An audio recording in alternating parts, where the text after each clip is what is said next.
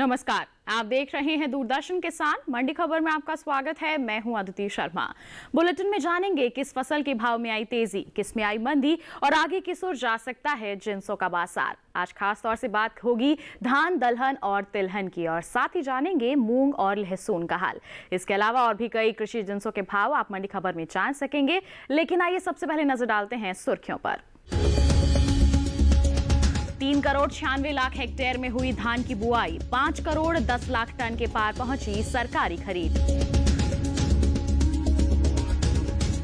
20% बढ़ा दलहनी फसलों का निर्यात, रकबा 1 करोड़ 36 लाख हेक्टेयर के पार।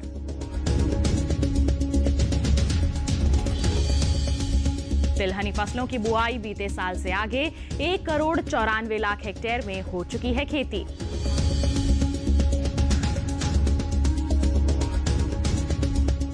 बुलेटिन के पहले हिस्से में हम जानेंगे दलहन का हाल, लेकिन आइए शुरुआत कर लेते हैं धान के बाजार से। बता दें आपको, इस साल देश से बासमती और गैर बासमती चावल के निर्यात में 10% से अधिक की बढ़त दर्ज की गई है। चालू खरीफ सीजन में धान की बुआई में 30 लाख हेक्टेयर से अधिक की बढ़त दर्ज की गई है। वहीं भारतीय खाद्य निगम की ओर से 8 सितंबर तक धान की खरीद 5 करोड़ 10 लाख टन के पार पहुंच गई है। धान के बाजार पर पेश है ये खास रिपोर्ट।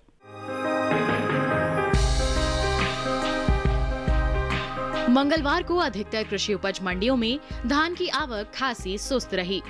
धान की उपज में अहम स्थान रखने वाले राज्य पंजाब, उत्तर प्रदेश और छत्तीसगढ़ सहित अन्य राज्यों की मंडियों में 8 सितंबर को धान बिकवाली के लिए ना के बराबर पहुंची। धान की बुआई की बात करें तो खरीफ सीजन में धान की बुआई बीते साल से आगे चल रही है। 4 सितंबर तक धान की कुल बुआई 3 करोड़ 96 लाख 18 हजार हेक्टेयर में हो चुकी है, जबकि बीते साल की समान अवधि के दौरान बुआई का आंकड़ा 3 करोड़ 65 लाख 92 हजार हेक्टेयर रहा था। यानी इस साल धान के रकबे में 30 लाख 26 हजार हेक्टेयर बढ़त दर्ज की गई है। वहीं राज्य में धान की खेती की बात करें तो चालू खरीफ सीजन में इसकी उपज में अहम स्थान रखने वाले राज्यों में शामिल तेलंगाना, बिहार, मध्य प्रदेश, झारखंड और ओडिशा सहित कई राज्यों में इसका रकबा बढ़ा है, जबकि केरल, त्रिपुरा और हिमाचल प्रदेश सहित कुछ राज्यों में बुआई पीछे चल रही है। इन दिनों भारतीय खाद्य निगम की ओर से देश भर के धान किसानों से सरकारी खरीद की जा रही है, जिसका सीधा लाभ किसानों को मिल रहा है। निगम के 8 सितंबर तक के लिए जारी आंकड़ों के अनुसार देश से धान की कुल खरीद 5 करोड़ 10 लाख टन के पार पहुंच गई है। धान की खरीद में पंजाब राज्य सबसे आगे रहा है। यहाँ धान की अब तक कुल खरीद 1 करोड़ 8 लाख 76 हजार टन रही है। हरियाणा से 43 लाख 3 हजार टन की खरीद हुई है। धान का कटोरा कहे जाने वाले राज्य छत्तीसगढ़ से 49 लाख 40 हजार टन धान खरीदी गई है। 74 लाख 54 हजार टन तेलंगाना राज्य से, वहीं आंध्र प्रदेश से 53 लाख 55 हजार टन, जबकि उत्तर प्रदेश से 37 लाख 90 हजार टन धान खरीदी जा चुकी है। इसके अलावा देश के कई अन्य राज्यों से धान की खरीद की गई है। चावल के निर्यात पर नजर डालें तो इस साल देश से बासमती और गैर बासमती चावल निर्यात में 10% से अधिक की बढ़ोतरी दर्ज की गई है। साल 2020-21 के 3 महीने यानी अप्रैल से जून के दौरान बासमती चावल का कुल निर्यात बढ़कर 12 लाख 84 हजार 390 टन का हुआ है, जो बीते साल 11 लाख 56 हजार 971 टन का था। वहीं बात गैर बासमती चावल की करें तो वर्ष 2020-21 में अप्रैल से जून महीने के दौरान देश से इसका निर्यात 19 लाख 27 हजार 857 टन का हुआ है, जबकि बीते साल धान का निर्यात महज 12 लाख 15 हजार 139 टन का ही हो सका था। तो अभी आपने देखी एक खास रिपोर्ट। आइए अब इस पर और विस्तृत जानकारी के लिए सीधे रुक कर लेते हैं commodity expert doctor Ravi Singh का, जो हमारे साथ फोन लाइन पर जुड़ गए हैं। रवि जी, बहुत बहुत स्वागत है आपका मंडी खबर में। जानना चाहेंगे आपसे धान के बाजार के हाल के बारे में। आगे आने वाले समय की बात करें तो किस तरह की संभावनाएं लग रही हैं इसमें?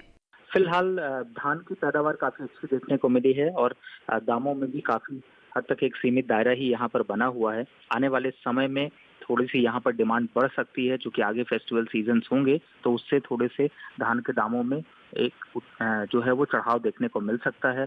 फिलहाल मंडियों में इस समय अच्छी जो है वो सप्लाई देखने को मिल रही है, इस वजह से एक स्थिरता के दौर में है। लेकिन आने वाले अक्टूबर और नवंबर तक में धान के दामों में कम से कम 3 से 5% तक की तेजी यहाँ से देखने को मिल सकती है। तो इन परिस्थितियों को देखते हुए आप हमारे किसानों को क्या करने की सलाह देंगे? वो अभी थोड़ा इंतजार करें या फिर बिकवाली करके आगे बढ़ें? फिलहाल तो अभी किसान भाई बहनों को यहाँ पर थोड़ा सा और इंतजार करना चाहिए, क्योंकि आने वाले फेस्टिवल सीजन्स में इसकी डिमांड अच्छी बढ़ेगी और वहाँ पर दामों में एक तेजी का दौर देखने को मिलेगा। तो आप उस समय अपने क्रॉप को निकाल सकते हैं, फसल को बेच सकते हैं, जिससे कि आपको एक अच्छा मुनाफा हो सकता है। बिल्कुल रवि जी, आप हमारे साथ बने रहिए। अलग अलग जिन्सों के हाल के बारे में हम बुलेटिन के दौरान आपसे जानकारी लेते रहेंगे। फिलहाल हम बढ़ते हैं आगे और अब बात करते हैं दलहन की। 3 महीनों के दौरान सभी दलहनी फसलों के निर्यात में 20% से अधिक की बढ़त दर्ज की गई है। साल 2020-21 के अप्रैल से जून महीने के दौरान सभी दलहनों का निर्यात 34,426 टन बढ़ रहा है। और वहीं आपको बता दें कि खरीफ सीजन में दलहनी फसलों की बुआई बीते साल से आगे चल रही है। अब तक 1,36,00,000 हेक्टेयर से अधिक क्षेत्रफल में दलहनी फसलों की खेती हो चुकी है। आइए दलहन के बाजार पर आपको दिखा देते हैं ये खास रिपोर्ट।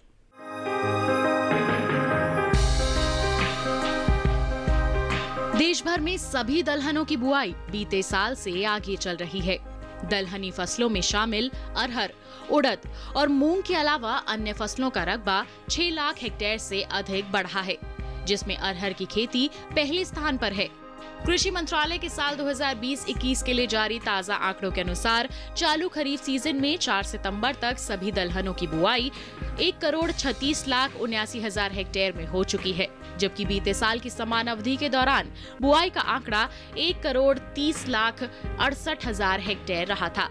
राज्यों में दलहन की खेती की बात करें तो चालू खरीफ सीजन में इसकी उपज में अहम स्थान रखने वाले राज्यों में शामिल कर्नाटक, महाराष्ट्र, तेलंगाना और उत्तर प्रदेश सहित कई राज्यों में इसका रकबा बढ़ा है, जबकि राजस्थान, मध्य प्रदेश, सिक्किम और त्रिपुरा सहित कुछ राज्यों में दलहन की बुआई पीछे चल रही है। दालों के निर्यात की बात करें तो वर्ष 2020-21 के 3 महीने यानी अप्रैल से जून के दौरान दालों के निर्यात में 20% से अधिक की बढ़ोतरी देखने को मिली है। वाणिज्य मंत्रालय की संस्था एपिडा के अनुसार देश से इस साल 10,10,028 टन दालों का निर्यात हुआ है, जबकि पिछले साल की समान अवधि में महज 66,602 टन का ही निर्यात हो सका था। इस साल 3 महीनों के दौरान दालों के निर्यात में 34,000 टन से अधिक की बढ़त दर्ज की गई है।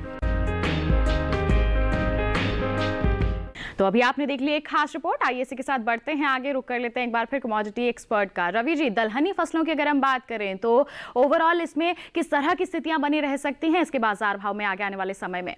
और दलहन की पैदावार करीब 26 मिलियन टन की देखने को यहाँ पर मिलती है और इस साल जो है वो काफी फसल के हिसाब से देखें तो काफी अच्छी फसल यहाँ पर देखने को मिली है।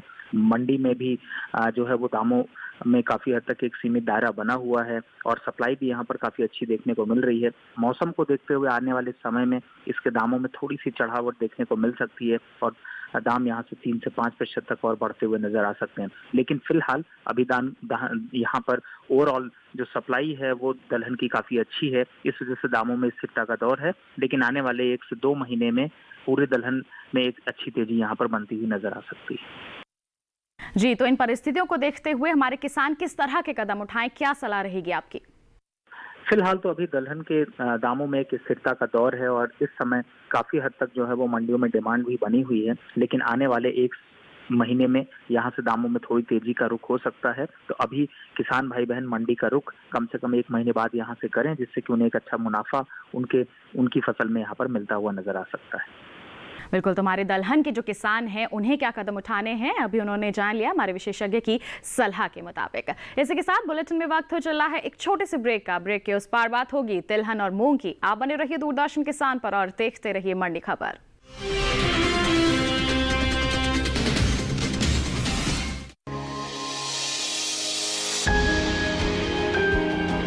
सहेजें कण कण को,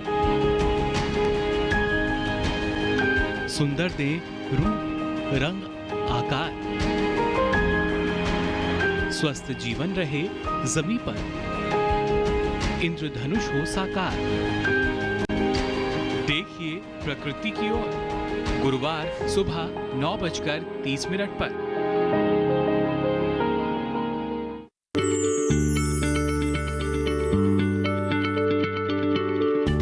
क्या आप किसी बीमारी से परेशान हैं? चाहते हैं डॉक्टर की सलाह, तो हम हैं आपके साथ। बताएंगे आपको जीने की राह, समस्याएं आपकी, समाधान देश के मशहूर विशेषज्ञों के। घर बैठे बात करें देश के जाने माने डॉक्टरों से। हमारे लाइव प्रोग्राम स्वस्थ किसान में हर शनिवार शाम 6 बजे से 7 बजे तक।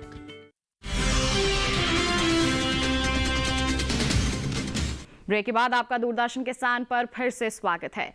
बुलेटिन के इस हिस्से में जानेंगे कैसा है मूंग और लहसुन का बाजार, लेकिन आइए पहले बात कर लेते हैं तिलहन के बाजार की। बता दें आपको, इस साल सभी तिलहनी फसलों की बुआई आगे चल रही है। बीते साल के मुकाबले तिलहनी फसलों की खेती में 20 लाख हेक्टेयर से ज्यादा की बढ़त दर्ज की गई है। वहीं तिलहनी फसलों के रकबे में सबसे आगे सोयाबीन का रकबा है। तिलहन के बाजार पर आइए आपको दिखा देते हैं एक खास रिपोर्ट।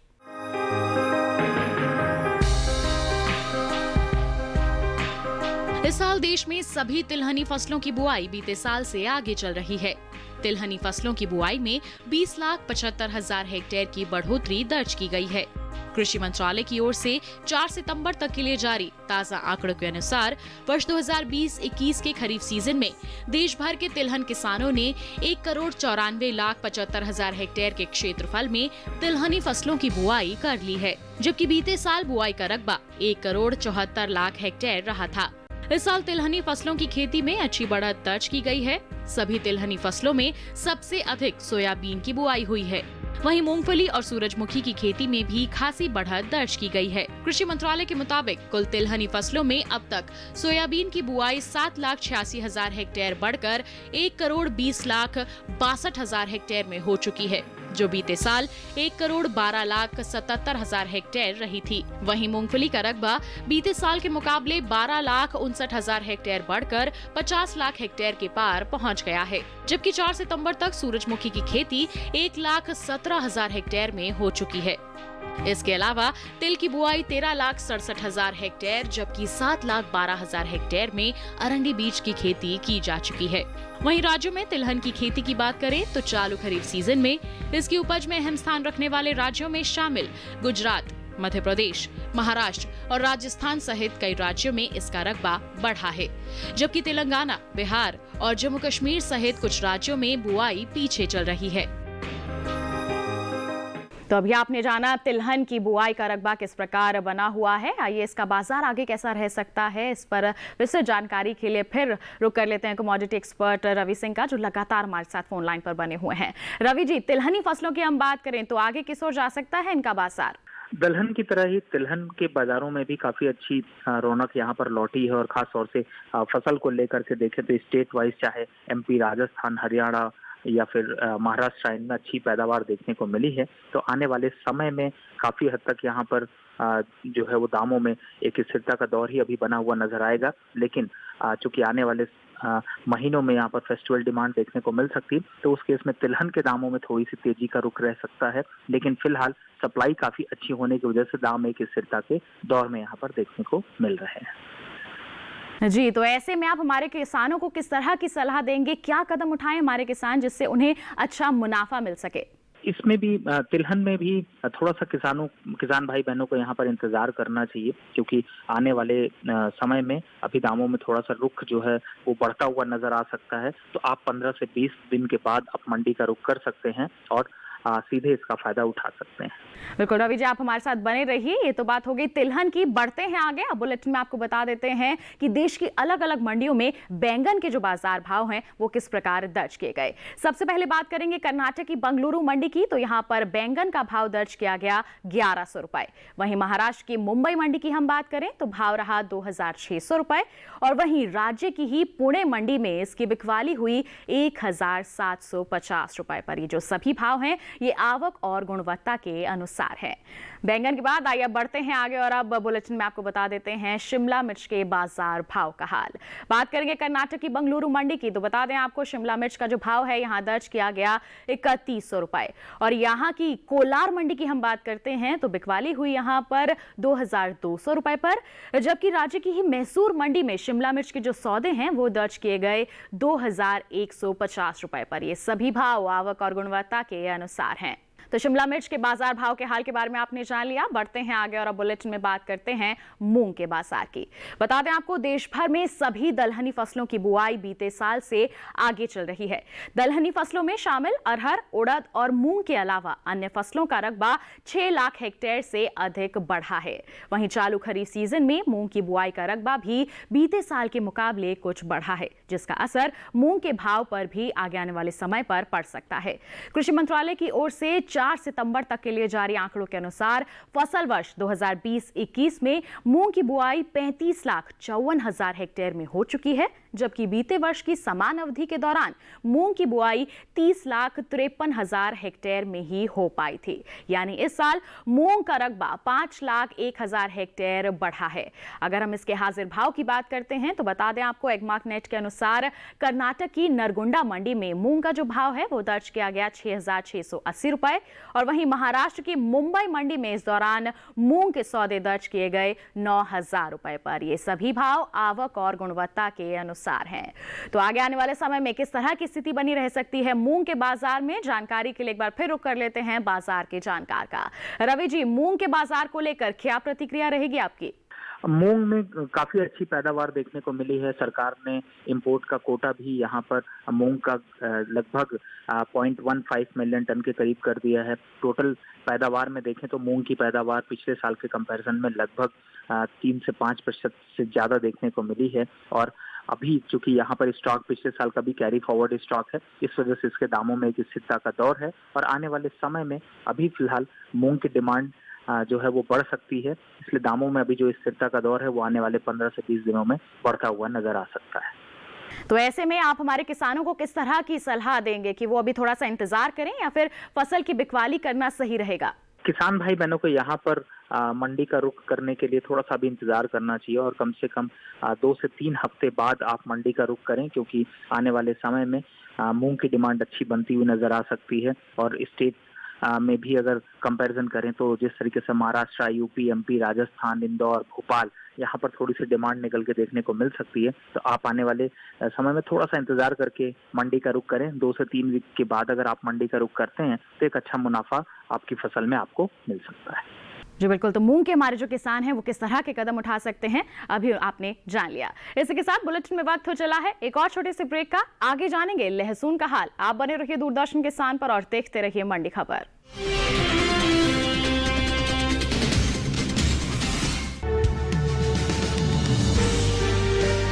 50 साल से लगातार कृषि दर्शन है आपके साथ। खेती की नई तकनीकों से लेकर किसानों की हर समस्या का हल,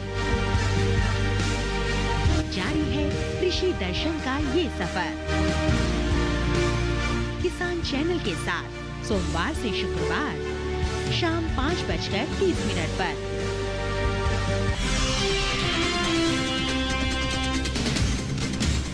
ब्रेक के बाद आपका मंडी खबर में फिर से स्वागत है। अब बुलेटिन में बात होगी लहसुन के बाजार की। बता दें आपको, लहसुन की पैदावार में खासी बढ़त का अनुमान जताया जा रहा है। कृषि मंत्रालय के 2 जून को बागवानी फसलों के लिए जारी दूसरे आकलन के अनुसार लहसुन की पैदावार साल 2019-20 में 70,000 टन बढ़कर 2,91,70,000 टन हो सकती है, जबकि बीते साल की समान अवधि के दौरान ये आंकड़ा 2,91,00,000 टन का ही रहा था। वहीं 8 सितंबर को लहसुन के प्रमुख उपज वाले राज्यों की अधिकांश मंडियों में इसकी आवक खासी कम दर्ज की गई। बात हम इसके हाजिर भाव की करें तो बता दें आपको, एगमार्क नेट के अनुसार मंगलवार को महाराष्ट्र की अकलुज मंडी में लहसुन का जो भाव है वो दर्ज किया गया 7,500 रुपए, और राज्य की ही पुणे मंडी की हम बात करते हैं तो यहां पर इसकी बिकवाली हुई 9,500 रुपए पर। बता दें आपको, ये सभी भाव आवक और गुणवत्ता के अनुसार हैं। तो आगे आने वाले समय में किस तरह रह सकता है लहसुन का बाजार, जानने के लिए आइए रुक करें कमोडिटी एक्सपर्ट का। रवि जी, लहसुन के बाजार को लेकर आप क्या जानकारी देंगे? आगे आने वाले समय में किस तरह के बदलाव की उम्मीद है?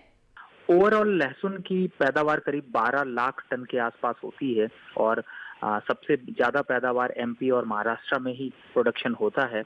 और भारत को लहसुन का काफी अच्छा फायदा मिलता है, क्योंकि भारत की फसल पहले तैयार हो जाती है।